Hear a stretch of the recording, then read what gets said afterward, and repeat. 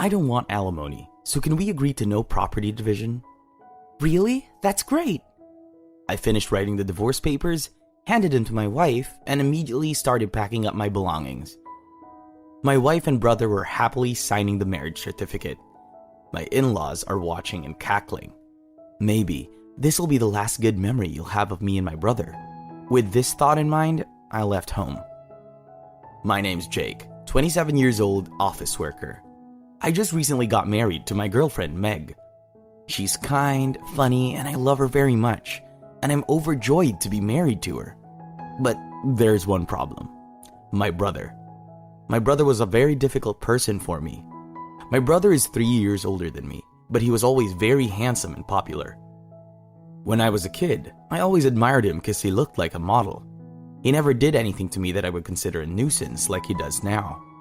But when I was in 3rd grade of junior high school, my impression of him completely changed. It all started when he took my girlfriend away from me. I brought her home, and he seduced her and took her away from me. I was really sad at the time. He said, "I'm sorry, but she came on to me," and so on. At first I believed him and forgave him, but when I got a girlfriend again in high school, he took her away from me again. The second time, it wasn't negligence, it was intentional. So I was very careful not to talk about my girlfriends in front of my brother. But when I was a college student, I had the misfortune to run into my brother when I brought her home. My brother was living alone at the time, but he happened to be back at the parents' house. My brother asked her, "Are you from the same college?" And she said, "Yes." A little while later, she said, "I'm sorry, I'm going out with your brother."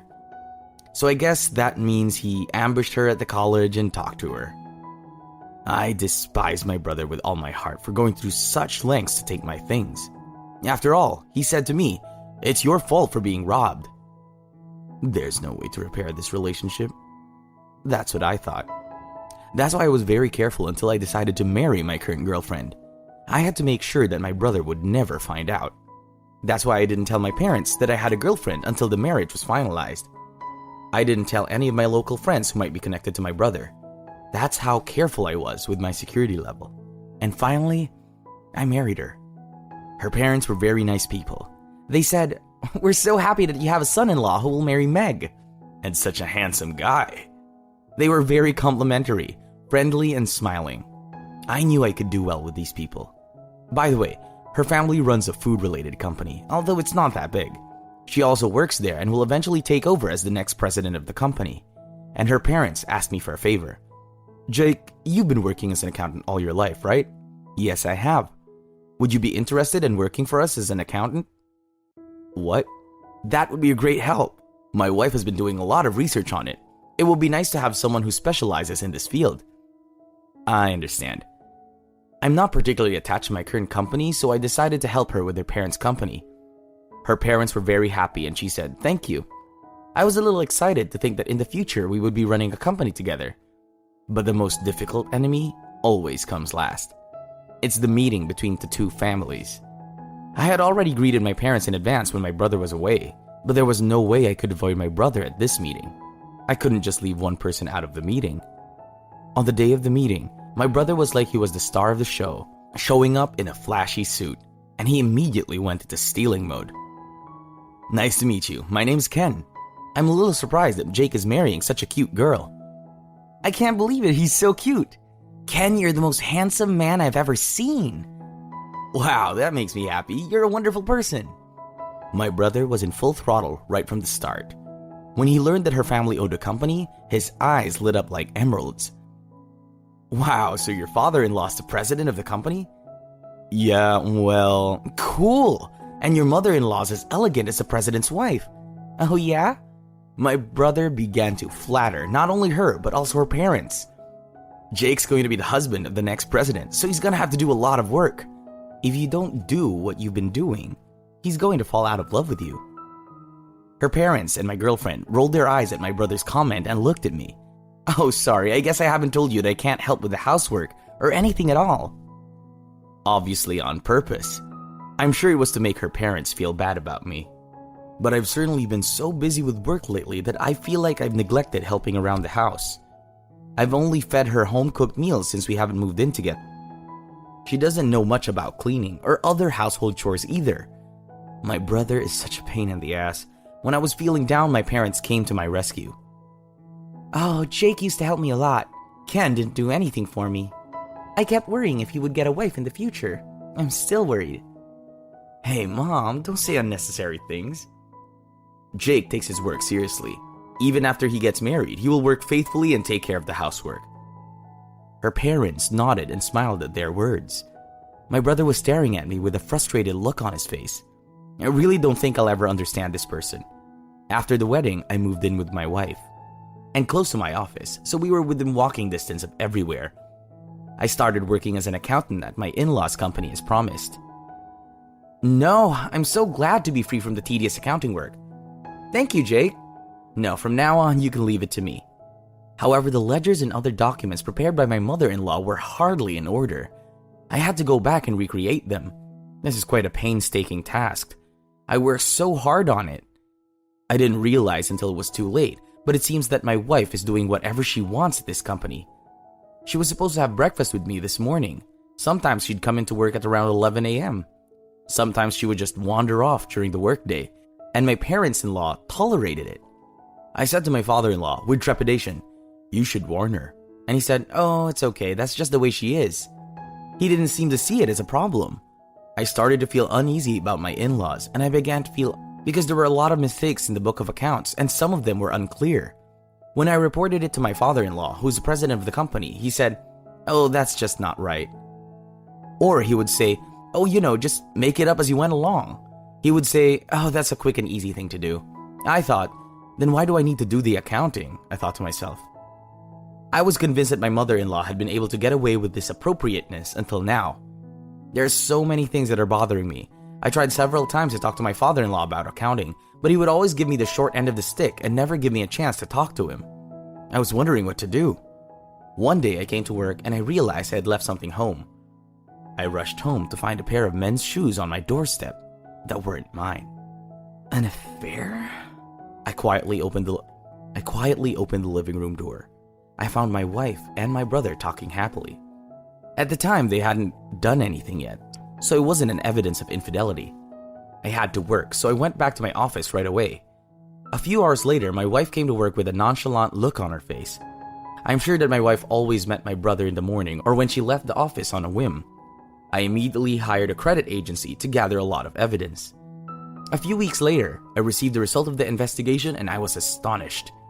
To my surprise, my brother was having an affair with 5 other women besides his wife, and all of them were older and married.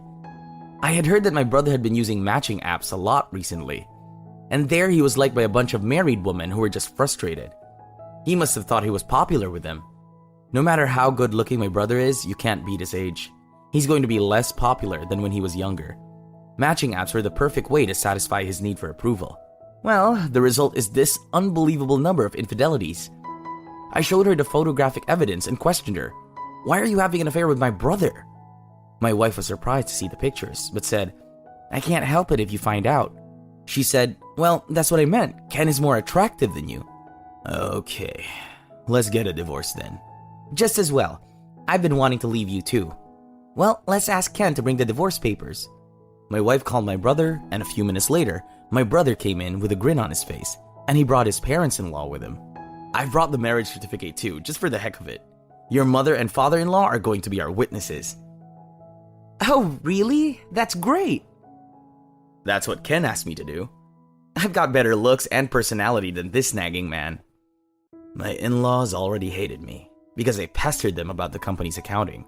My father-in-law grew to dislike me, and my mother-in-law said, "You make it sound like I'm a failure." We had a unanimous vote in Ken's favor. Can't you just leave me? So saying, my wife signed the divorce papers.